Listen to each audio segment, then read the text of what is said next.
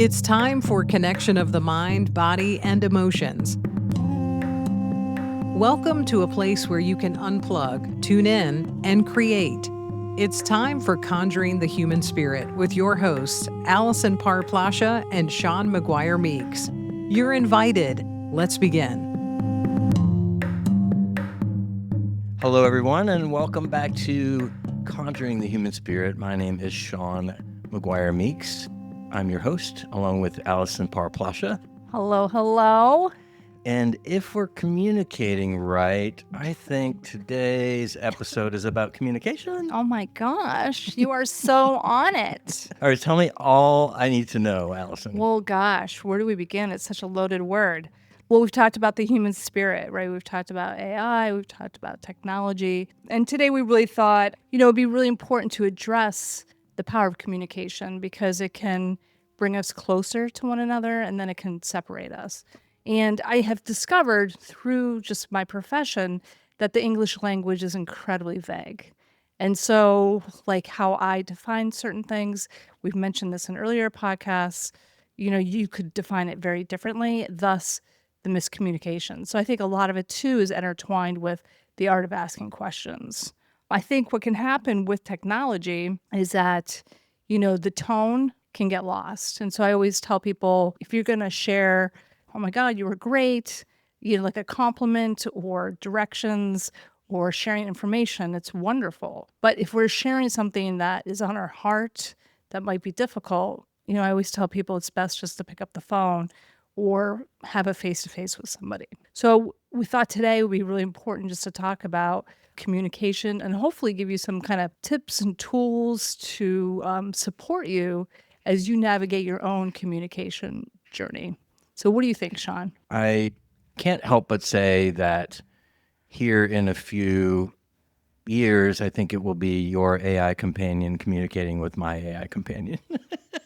Maybe. I don't think it's a maybe. I think it's pretty certain. Yeah. Even, and not to go down the AI rabbit hole again, but I am. but this Gemini that's on my phone, and it's also on my husband's phone, it takes the cadence of my voice. So you talk about tone. Yeah. This AI language model sounds like me. Interesting. I know. And my husband sounds like him. So is that an improvement? Or probably, because if tone is there, it's helpful. Yeah, absolutely. But it is a skill. And I think it's something that, we learn. And, oh my God, your frog is the communicating. Frog. It is communicating. So I think what we're pulling into is there's so many different ways to communicate. Like what is the frog trying to say? What does it want to say? Well, I didn't. Yeah, I mean, you started off so beautifully. I know. I'm sorry. I love it. And then the frog chimed in, and I have third level listening. Remember with like coaching we were talking about. It's like it's bringing that into the space. What occurs during our time together. Yeah, and I have on my notes around communicating with nature. I mean, there's communicating with one another, but there's also a communication, this reciprocity that happens with nature. I mentioned in a former episode about walking the pasture and walking by a fawn, and it was, it had spots. I walked right by it. It was unaffected by me being there. This communication, like, I'm safe, you're safe. This was unspoken communication. Yeah. What does that mean? What did it mean to me that the fawn was there on my morning walk? Sure. And I know it's like, your favorite word is not mindfulness, but it's like, there is something about we could just see a fawn and be like, oh, there's a fawn, and then just keep going. I know something that I try to do, Shawn, I know you do, and listeners, it might be something of interest to you, is like when you come across like a creature that's pretty powerful, it's like, you're seeing like many cardinals. It's not just one, because I've been seeing many cardinals myself lately, or many butterflies, or you're in a place of confusion and a hummingbird goes by. It's fun and interesting and intriguing and often spot on just to look up the meaning behind, well, what does that mean? I think first check in with your spirit. Yes. What does this mean to me? Absolutely. Great. Right? What does a hummingbird mean that shows up? Yeah. What is his characteristics? Am I being playful? Am I Can I fly backwards and forwards around this subject? Can I flash the best part of me like it does with that ruby neck of itself? So just kind of listening in that way. But yeah, Well, I love your invitation because I don't do that. I go right to looking it up what does rather somebody than else say it means? rather than just spending some time first. And that could be enough, right? Just to contemplate and come up with your own and just following kind of your higher inner knowing, your highest self. Or if you need a little guidance or help, which is what I often lean into, but I'm going to lean into what you're suggesting as well, of just looking it up. So that's communication with oneself, with one's spirit, with tuning into one's emotions, to what's, like you said a moment ago, third level listening. Oh my goodness, I'm overwhelmed at work today. I got to go outside and take a break.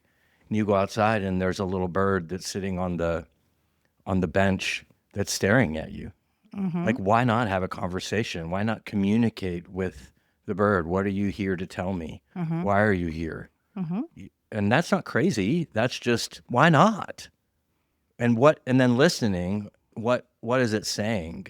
When I started studying animal medicine years ago, it was because I was leaving Costco and there was this woman who was in the car in front of me, and I swear this bird was trying to communicate with her.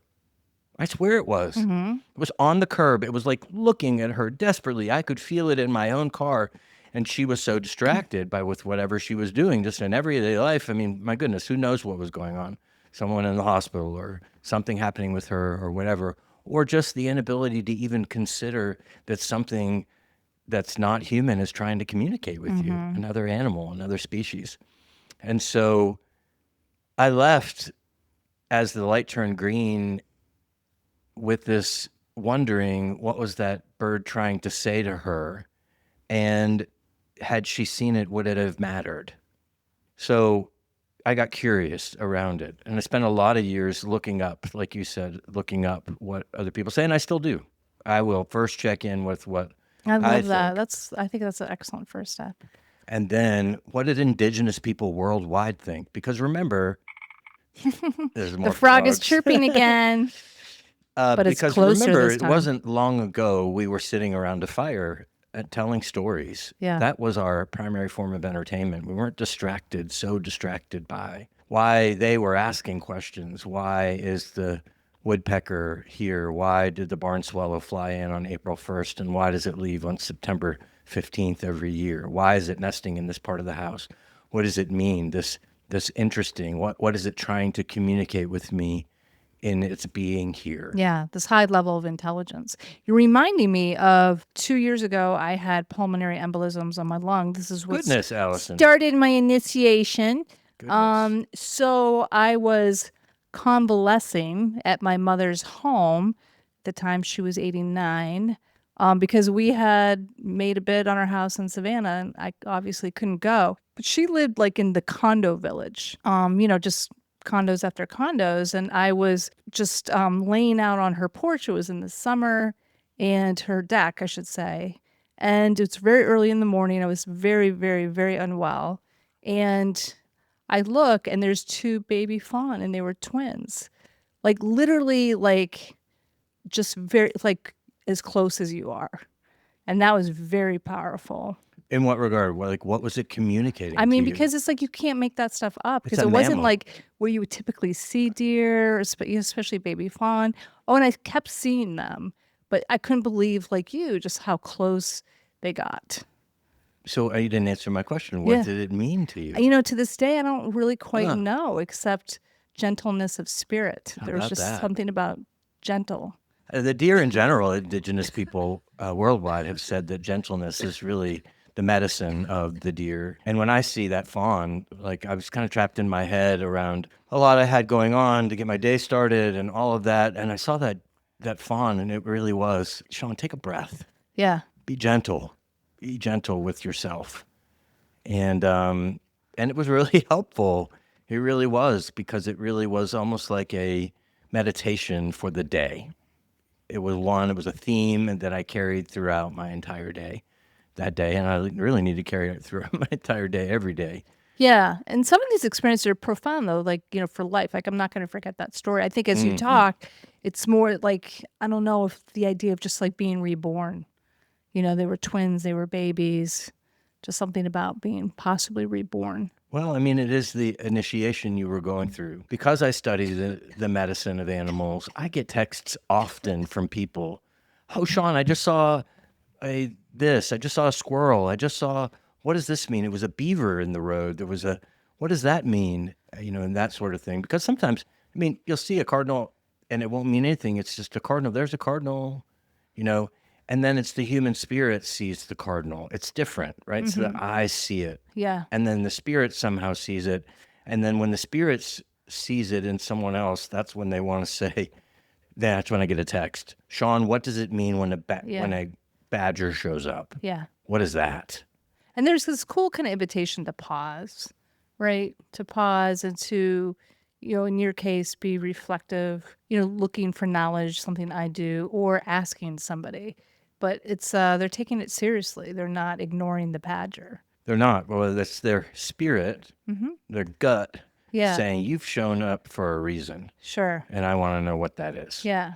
So I think it's trying to communicate with us all the time. Are we listening? How distracted are we? And is it in our DNA? Allison and I are so excited to invite you to the Magic of Listening workshop here at the farm. Woohoo! Yeah, September 19th, 20th, 21st. It's an auspicious time because it is fall equinox. That is a time of letting go, of stepping into this new you that you want. So come to the Magic of Listening. You can stay here at the farm. We have accommodations, both cabins and in the main homestead. There's also hotels nearby. If you've got hotel points, there's Hilton and Marriott. The primary thing is we want you here. It's $600 for the weekend, plus your accommodations. Lunch and dinner are always included in the weekend. If you stay here at the farm, then breakfast is included too, and you are in for a treat. Also, let's just get real. I'm so excited to meet all of you because each time we do an episode, I really feel like we are sitting down with all of you having a cup of coffee or a cup of tea or a drink of water. And so I just think it would be absolutely fun and fabulous. To do it in real time. Oh my gosh, and to sit side by side and to meet like-minded people, really in this incredible space of intimacy and connectivity. Okay, and that's here at the farm. That's Pinehurst, Georgia. That's central Georgia. That's just 2 hours south of Atlanta. There's actually a shuttle even from the airport that will carry you just 20 minutes from the farm. And once you get behind the gates, we'll close the gates and you won't go anywhere. You'll be snug as a bug in a rug here with us for the weekend. And it's limited availability, so book now, maximum 12 people. But if there's 13, we'll make room. So you're invited. Absolutely. Please join us. Yes. We'll see you in September. Can't wait. It's kind of like a communication in general is a muscle. It's one that we have to be willing to get in the gym and work on. And, we're both in 30-year marriages. So, people often ask me, what is the number one thing are you and Jeff together for 30 years? And it really is about communication. It is the end all be all. Truly, I think in the longer one is married in a partnership, long-term partnership, the more we realize how essential, communication can make or break a relationship. So what does that mean to you in your relationship with your partner? Communication. Well, I'm really going back to this idea around listening, right? And that's such an essential piece to communication. So it's we're talking about listening to the natural world, but listening to our partners. And Shawn and I are experimenting and having good results with just the power of eye contact and how that can keep one really connected. And I think organically moving into a place of listening. What are your thoughts on that? Similarly, a willingness to listen to understand.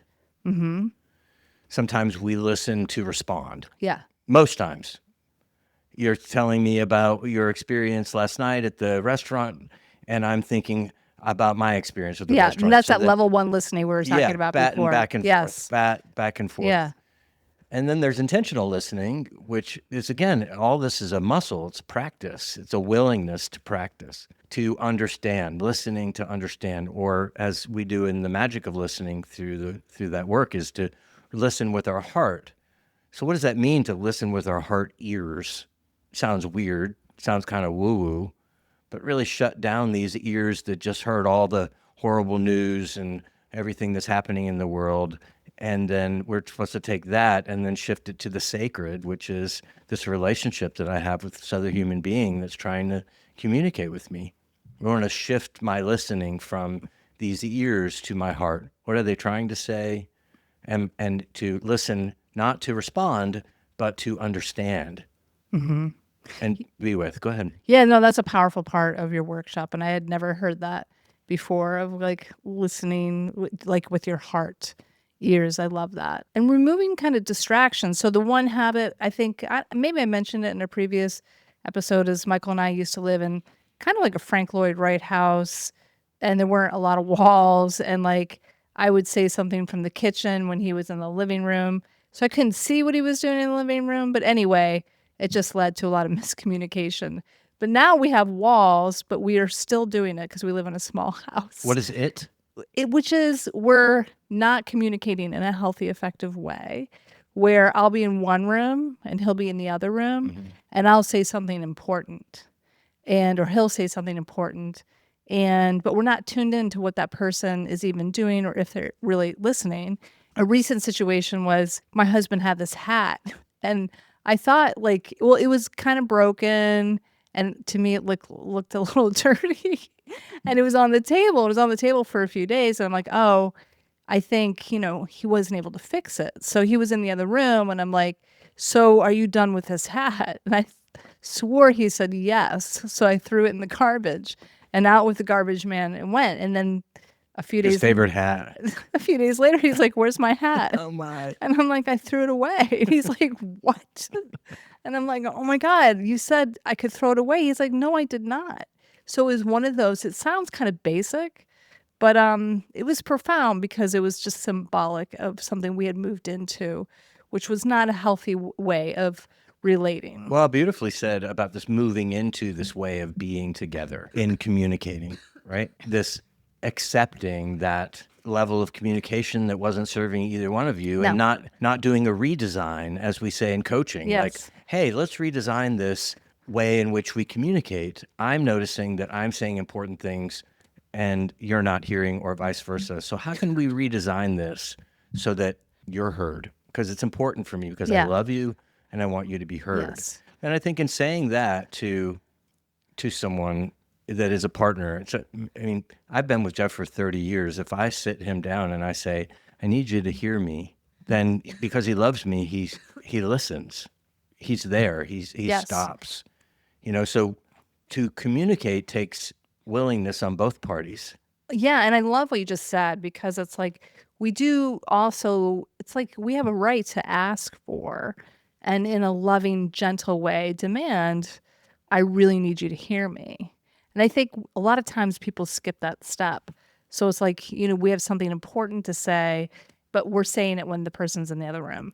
Right. And so, but I think most partners, if you said, hey, I have something really important I need to share, can you give me 5-10 minutes at some point today so we can talk about it? And let's just turn off all the distractions. And, probably most people in a relationship would say yes, but a lot of times people don't ask.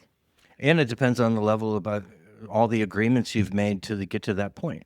You may be in a place where they can't hear you anymore. Yeah, exactly. Kind of like the Holy Spirit we were talking about. Yes. Don't listen. Or if the human spirit knows that it's not been heard, then, and it continuously not heard. The Bible says something about casting pearls before swine. This is communicating, right? These are the pearls of the Spirit of me. This is something that's very important to me, and I'm going to cast it in your direction. Yeah. And I need you to hear it. And so when I cast it and you can't hear it, you don't hear it, you're not willing to hear it, you're distracted, and I continue to cast it and you don't hear it, I can feel that in my spirit. And so I don't cast anymore. Yeah. So then we put up a wall. Yep. And we don't communicate anymore, and we tell stories around why they're not listening and all of that. And we create these ways of being in relationship that aren't healthy for me or you or for them or our friendships. And these are ways in which we both make agreements. Yeah. And these unconscious agreements, right? And I often talk about, I get this like just from psychology, but this tendency. So there's this guy, Beck, I think Dr. Beck, I think he has since passed, where he came up with 17 styles that create stress. But one of the styles is mind reading, or I'll just say, like psychic. So it's like we make up a story about how our partner thinks or feels or how they would respond, but we're not checking in with them to say, hey, so it's like that is like this unconscious form of communication that can separate people more kind of energetically rather than feeling intimate. Does that make sense? It does. It's kind of sad, though. Think about that way of being. We're not communicating because I'm telling a story in my own head. Well, it's like we have to interrupt it. It's learned, right? So, our parents, whether we like it or not, they hand us a roadmap. This is how you do relationships. This is how you do communication. This is how you do money. This is how you do work. So some of us are bushwhacking. We're trying to figure it out. An antidote that Michael and I started very early on in our marriage is we'll just be like, I'm making up a story. And I used to always think he was mad at me. I'm like, I'm making up a story. You're mad at me. Is it true? But what's nice is rather than just going up to someone and saying, I know you're mad at me, like that person might shut down or fight back. But if you're like, I'm making up a story, just kind of getting, it's what the human mind does. We make up Right, stories but at the all same the time. time, you've got to be in an authentic, grounded, genuine relationship for someone to say, I am upset with you, actually. Exactly. But it's like, I'm making up a story. No, I'm not upset, Allison. That's, just a flippant response. Sure. And then you're not validated. Your intuition is saying something's going on. Well, or like you can say like, okay, so with Michael, like, hey, I'm making up a story. You're mad at me. And like, sometimes he was, but often he's like, no, I'm just tired. So when he would say that, it helped kind of train my mind, especially at the beginning of our marriage, of like, when he's tired, this is kind of what he looks like. This is kind of how he acts, rather than like he's mad at me. But the importance of still checking in with our partner. And like you said, there's got to be a level of honesty. But I think how we approach our partner is also essential, because sometimes we self-sabotage where we're just like, I need to talk and I need to talk now, not being like conscientious of like our partner's tired or, they just got off a work meeting. So that's why, like I was saying earlier, it's like, hey, I've got something important I'd like to share with you. Do you have like 5 or 10 minutes today or even tomorrow so we can sit down and talk?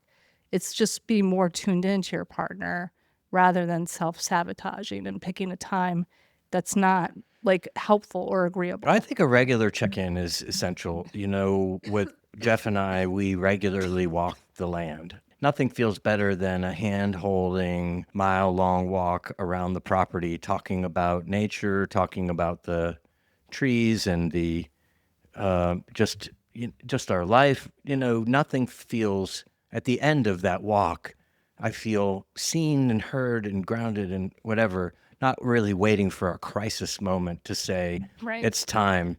I've got something I need to talk to you about. Yeah. And just kind of checking in every morning. Yeah. And I'm all about like prevention rather than intervention, but intervention needs to happen sometimes. But I love your idea of just the regular check-ins. So Michael and I will often walk in the evening, and that's our time, like to check in. They've written books about this, right? Men are from Mars, women are from Venus, and we're so different in our communication styles. There's also books on love language and how we communicate, what's important to us. My husband does cooking, and I really long for nothing as it relates to food, and he takes care of the plants and makes the house a home. And my love language may be I need affection. I need to be told how much you love me. Something notable was when my sister's husband died. She said, I never realized how many different ways he showed me he loved me until he's gone. I never had to fill up my gas Wow. tank. I never had to change the tires on my car. I never had to put windshield wash. I never had to change the oil. I never had to mow the grass. I never had to, all these different ways in which he said, I love you. And then he was gone. And she's like, I wanted to hear I love you. And he was saying it in 1,000 different ways. Yeah. And I couldn't hear that. And that's something. And now I see it. Yeah. And it's like, I think, Michael being out of town, giving a workshop, I feel like, because, obviously I've taken over everything and I just realized like how much he does do, very much like your brother-in-law, that all of his different ways of saying, I love you through the garden, through caring for the dogs, for making That's sure. what you said. He was leaving. I was like, oh, you'll have some time alone to yourself. And you're like, oh my God, he does so much around here. Like, I'm going to have to do it all. I know. Just making sure the water bowls, because, living in Georgia for us, it's new because it's absolutely dangerous for the animals to be outside for too long. You can't zone out. And, But I think that the spirit of things through others are communicating with us on a regular basis. I think that my sister's experience with her husband and how he was communicating with her, I mean, that was over a decade ago. I carry that with me still today. Yeah. The learning, I don't have to learn. I was communicated by her to me around this profound lesson that was learned, and I heard it. Sometimes when people are communicating with me, it was almost like I get this whisper in my ear that says, what is about to be said is profound. And it's something that you really need to listen to. And I stop all the mind chatter. I stop all of that. And I just pay attention to what's going on, Wow. what they're saying. Yeah. And it's often a lesson that I needed or something that I carry with me. And so it's that listening again to the human spirit to say, someone's getting ready to say something. Listen. How do you know that? How do you know it's well, coming? it goes back to what you said. It's hard to quantify. It's this knowing. It's just it's a listening. Maybe it's a fourth level listening. It really is something that it's a muscle that I've learned to hear, to say this is important, and this is something that's going to. And it could come from the homeless guy on the street. It could come from a teacher. It could come from a child. I just get these knowings, and then I listen. So that's another level of communication. Am I listening to that says listen? Yeah. And one of the things, I love working with couples, and I'd love to, it's been coming up for me more and more. Like, I want to work with even more couples because divorce sucks, right? And sometimes it's essential and it's necessary. But like, if it can be prevented, man, that can be amazing just by learning certain skills. Like what? What skill? I've been just really struck by the eye contact. And I think I shared the story with you where when I was in my leadership training, we had to give a lecture 30 feet in the air on a wire. Yes. And I was like losing my shit. Yes. I was freaking out. And the woman, very strong, beautiful woman who is my co-leader, she's like, just look at me, just look at me. And as soon as we locked eyes, it became seamless. And so that was like my first experience with like the power of eye contact. Which is what happens with us. Yes. We didn't know this. This is our second production dates for these episodes. And I'm staring into Allison's eyes and she's staring into my eyes. And there's this flow that we've realized we didn't plan on that, right, Allison? No. There's this flow that happens. It's almost like I feel safe. You go, no, you go, now you go. It's this unspoken. We're communicating a lot through our eyes. Yes. Yeah. Another way to communicate is also with the talking piece. And it's a beautiful way that I've used with couples that I've worked with is just taking an object, and maybe it's something that was at your wedding, a memento that has significant value for the both of you, and sitting down and having a discussion where the person holding the talking piece is the one that's talking about whatever it is that needs to be said, and the one who's listening is listening with their heart ears.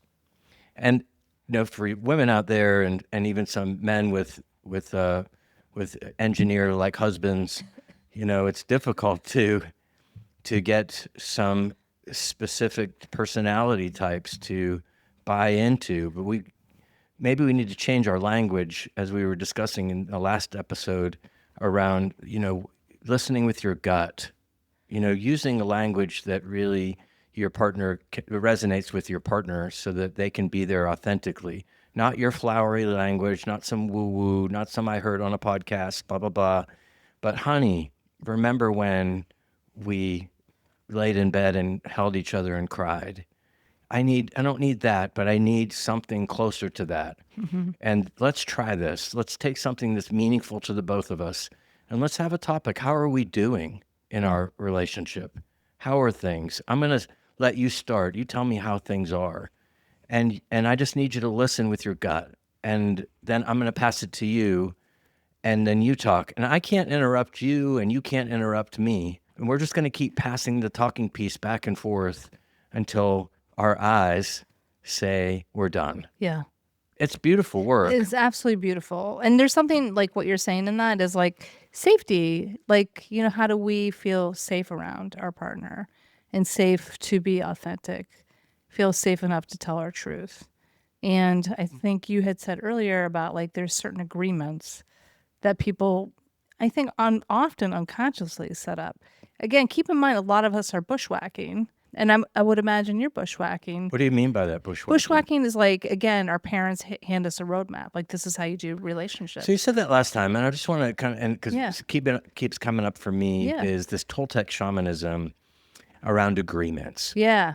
And we all have been domesticated. We're mammals. Yes. And just like you domesticated your dog when you said sit and you gave it a treat, the dog knew that when you said the word sit and it sat down, it was going to get a treat. Similar, when you were a child and you did what your parents wanted you to do, you got a reward. And so we're self-domesticating species. And so these are agreements that we make within ourselves, and there are agreements that are also like bushwhacking, as you say, that are implanted in us by our parents, who are doing the best they can with what they've had, with the agreements that they have, and and this book that's from the 90s, and it's magic. It's a Toltec shamanism, but it came into the mainstream culture. It was Oprah's book club, and it's called The Four Agreements. Yeah. My daughter just read it a couple weeks ago. I've read it 100 times, Yeah. and I'm so grateful that it's a part of my everyday life. Don't take things personally. Don't make assumptions. Do your best and be impeccable with your word.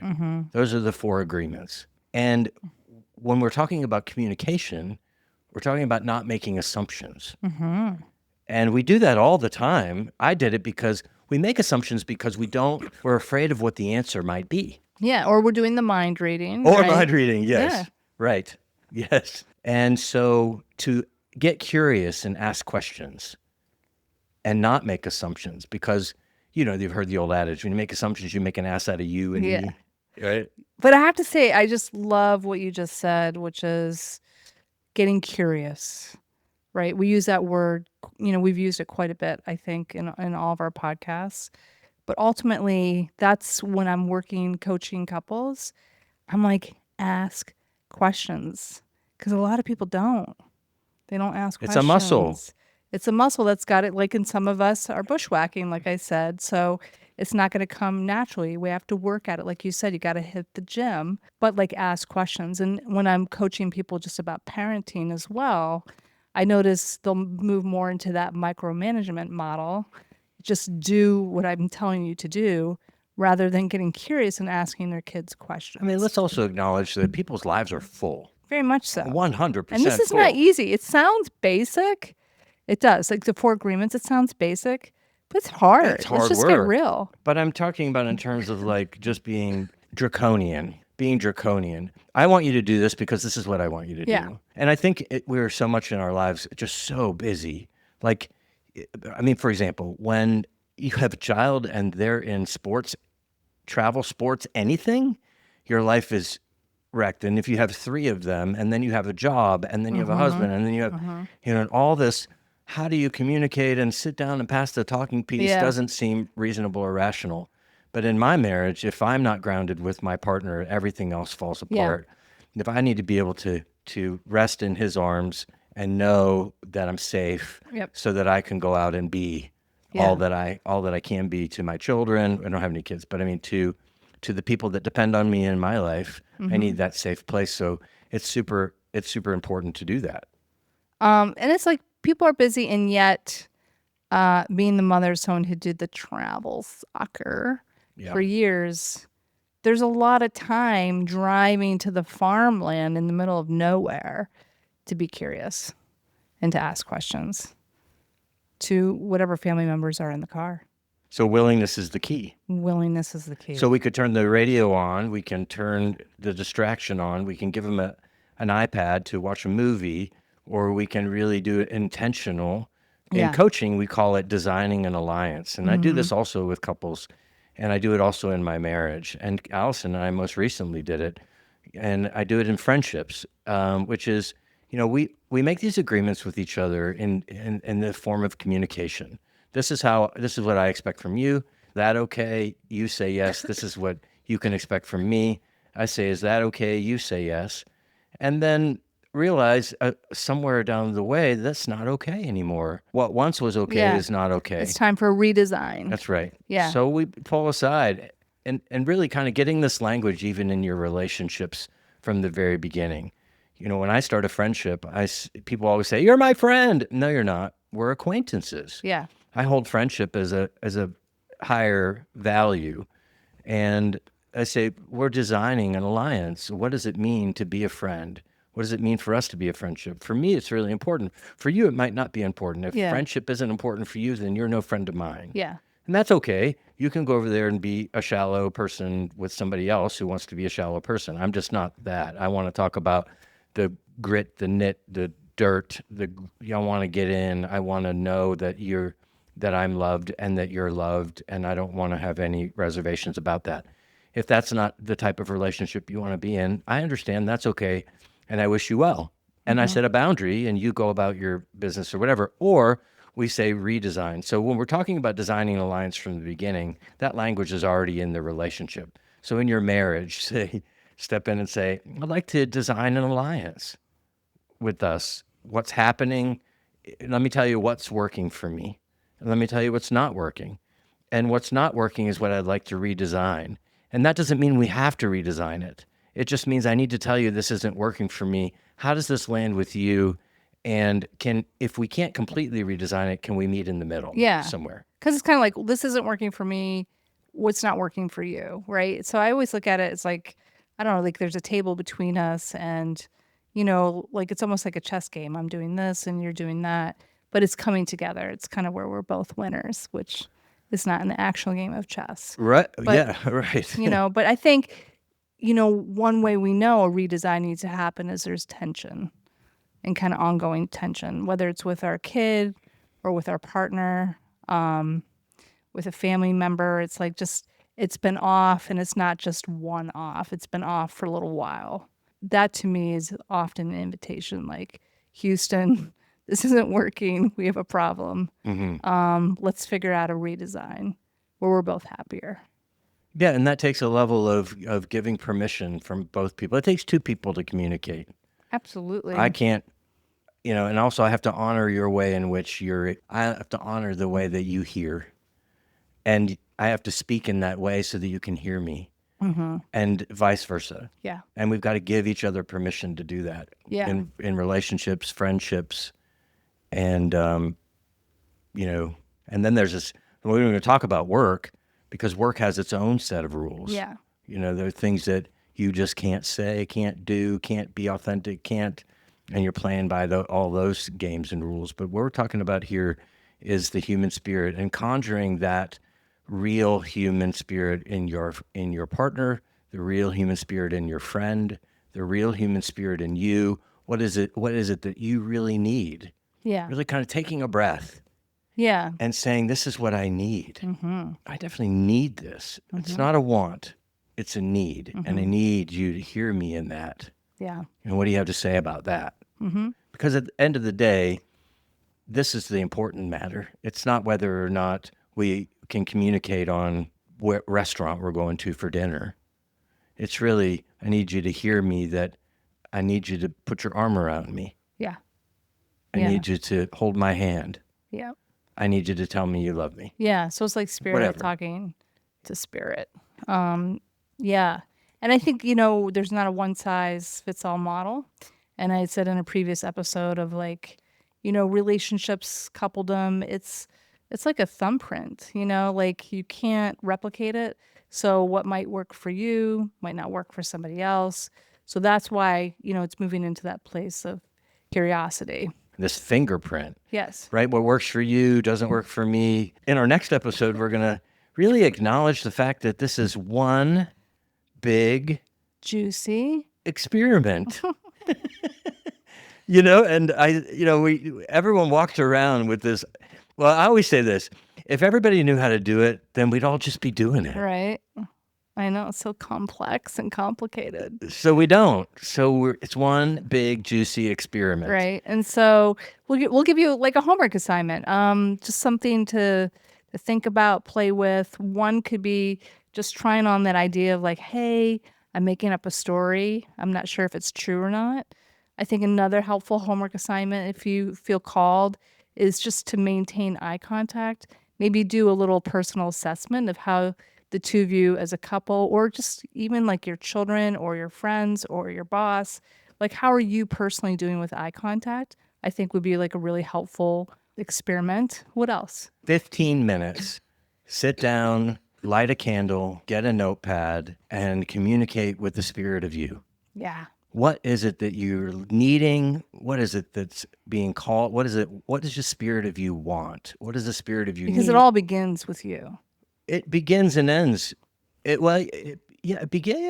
you've got to know what you need and want so you can communicate that to your partner and your friend. If you're so bogged down and confused and scattered and you don't even know what you want, how can you expect someone else to know? Oh, RuPaul says, if you can't learn to love yourself, how the hell are you going to love somebody else? That's Can I right. get an amen up in here? Amen, amen, amen. So that's the homework. How can we love ourselves? What's our spirit saying? How do we want to be communicated with?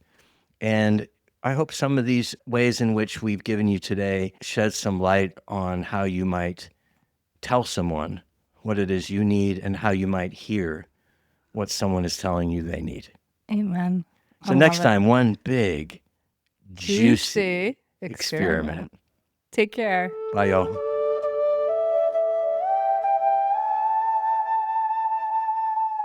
Thanks for listening to Conjuring the Human Spirit. You can connect with us and even make plans to work one-on-one with Shawn at McGuireLife.com and with Allison at viespritcoaching.com. That's VIEESPRIT coaching.com, or tap the links provided in the description of this episode. Until next time, remember, you're not alone.